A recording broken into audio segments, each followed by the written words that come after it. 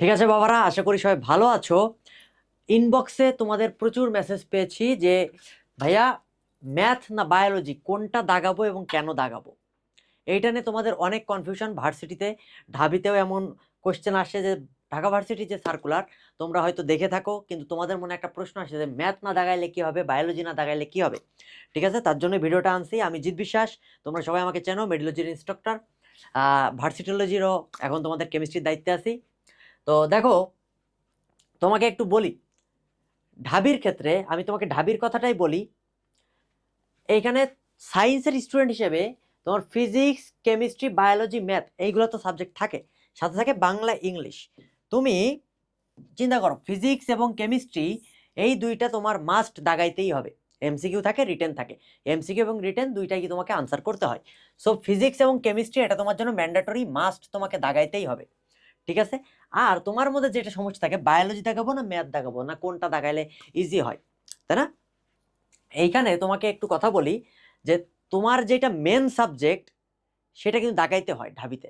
হ্যাঁ, এটা লেখা ছিল এক জায়গায় যে যেটা মেন সাবজেক্ট, তুমি বায়োলজি আর ম্যাথ, যেটা মেন সাবজেক্ট সে দাগাইতে হয়। এখন তুমি যেহেতু মেডিকেল অ্যাসপাইরেন্ট, আমি আশা করবো যে তোমার বায়োলজিটাই মেন সাবজেক্ট, তুমি দাগাবা বায়োলজি, যেহেতু তুমি বায়োলজি শুরু থেকে পড়ে আসতেছো। ঠিক আছে। এখন তুমি বলতে পারো যে ম্যাথ দাগাবো নাকি বাংলা বা ইংলিশ, কোনটা দাগাইলে ভালো হয় বা কোনটা দাগানো উচিত। আমি তোমাকে বলি, দেখো, যেহেতু তুমি মেডিকেল অ্যাসপারেন্ট, তুমি ম্যাথ নিয়ে মোটামুটি যে এইচএসসির পরে আর পড়াশোনা হয়তো করো নাই, আমি ধরে নিচ্ছি। এবং তার বদলে তুমি দাগাইতে পারো বাংলা এবং ইংলিশ। এবং আমি তোমাকে সাজেস্ট করব, তুমি যদি দাগাইতে চাও তাহলে ইংলিশ দাগাবা। কেন দাগাবা? মেডিকেলে যদি কেউ একটু খুব ভালোভাবে ইংলিশের বেসিকটা করতে পারে, এবং ইংলিশে কি আছে, গ্রামার আছে, সাথে একটু এক্সট্রা কিছু প্র্যাকটিস করা লাগে। তুমি কোশ্চেন ব্যাংক দেখবা, কোশ্চেন ব্যাংক দেখলে বুঝতে পারবা আসলে কোন ধরনের কোশ্চেনগুলো হয়। তাহলে আমি বলবো যে তুমি ইংলিশটা দাগানো তোমার জন্য ইজি, যে সায়েন্সের স্টুডেন্ট। কিন্তু বাংলাটা তোমার জন্য একটু টাফ, তাই না? বাংলার জন্য তোমাকে আলাদাভাবে প্রিপারেশন নিতে হবে। আলাদাভাবে প্রিপারেশন কেমন নিতে হবে, যে 3 মাস তোমার পড়াশোনা করছো, এরপরে মেডিকেল পরীক্ষাটা হয়েছে, মেডিকেল পরীক্ষার পরে তোমার একটা গ্যাপ থাকে, মিনিমাম একটা গ্যাপ থাকে 1 মাস বা 1.5 মাস, যেই গ্যাপই থাকুক না কেন। ক্ষেত্র বিশেষে ভিন্ন হইতে পারে। ভার্সিটির ক্ষেত্রে কি হয়, তখন তুমি যদি একটু পড়াশোনা করো তাহলে তুমি হয়তো বাংলা দাগাইতে পারো। এখন তুমি একজন সায়েন্সের স্টুডেন্ট, আমি বলবো যে তুমি তো আর মানে পালি ভাষা নিয়ে পড়তে চাও, পালি ভাষা অবশ্যই একটা ভালো সাবজেক্ট। সো তোমার উচিত, তুমি ইংলিশে কিন্তু তুমি ভালো, কারণ মেডিকেলও তোমার ইংলিশ ছিল। সো তোমার জন্য যেটা হেল্পফুল, আমি তোমাকে সেইটাই সাজেস্ট করতেছি, যে তুমি ম্যাথের পরিবর্তে ইংলিশটা দাগাইতে পারো। কিন্তু কিন্তু ম্যাথ না দাগাইলে কি হবে? ম্যাথ যদি না দাগাও, তুমি ম্যাথ রিলেটেড সাবজেক্টগুলো পাবা না। ম্যাথ রিলেটেড সাবজেক্ট অনেক আছে ঢাবিতে, প্রায় 1050+ সিট আছে ম্যাথ রিলেটেড সাবজেক্টের জন্য। ঠিক আছে। সো তুমি ফিজিক্স, কেমিস্ট্রি মাস্ট দাগাবা, কিন্তু আমি তোমাকে বলবো যেহেতু সায়েন্সের স্টুডেন্ট, তুমি বায়োলজি এবং ম্যাথ এই দুইটাই দাগাও। কেন? এখন ম্যাথের প্রিপারেশনটা কিভাবে নিবা? এই যে আমাদের ভার্সিটোলজি চালু হয়েছে, দেখো আমরা কিন্তু অনেক শুরু থেকেই চালু করছি এবং ম্যাথের উপরে আমরা জোর দিছি বেশি। ঠিক আছে। সো তুমি যদি একটু কন্টিনিউ করতে পারো, কন্টিনিউ করলে কি হবে, তুমি যদি চিন্তা করো যে না 15 দিন টাইম আছে, আমি ম্যাথ করে ফাটাই ফেলবো, ব্যাপারটা এরকম না।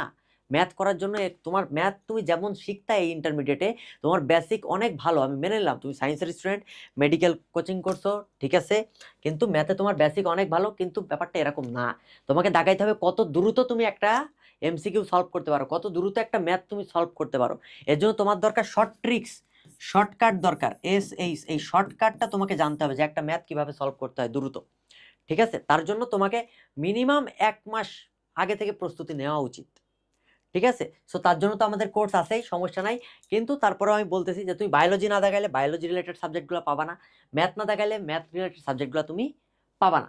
তাহলে তুমি যদি বাই এনি চান্স, যে না, তোমার কনফিডেন্সটা তুমি যাচাই করবা যে না আসলে আমি কি পারি। তুমি যদি ইংলিশ দাগাইতে চাও, তাহলে তুমি কোশ্চেন ব্যাংক যাচাই করবা, যে কোশ্চেন ব্যাংকে কোন টপিক থেকে কোশ্চেন আসছে, কোনগুলো তুমি পড়লে আসলে ভালো হবে, কোনগুলো তোমার পড়া নাই আগে, সেইগুলো তুমি পড়বা। কিন্তু বাংলার ক্ষেত্রে তোমাকে অনেক কিছু জানতে হবে। ঠিক আছে, সমাস আছে, এপাশে হচ্ছে অনেক কবি পরিচিতি, অনেক কিছু আছে, যেটার জন্য তোমাকে প্রিপারেশন নেওয়া উচিত। কিন্তু সায়েন্সের স্টুডেন্ট হিসেবে আমি বলবো বাংলাতে তুমি অত বেশি আসলে তোমার প্রিপারেশন থাকেও না, এটা টু বি অনেস্ট, তাই না? সায়েন্সের স্টুডেন্ট এইগুলাতে অত বেশি কেয়ারও করে না, যেটা আসলে কিছু বলার নাই।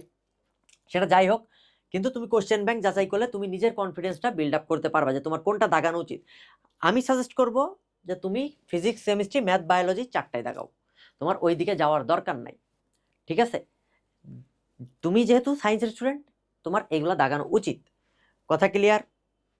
আশা করি সবাই বুঝতে পারছো যে আসলে কি করা উচিত কি করা উচিত না।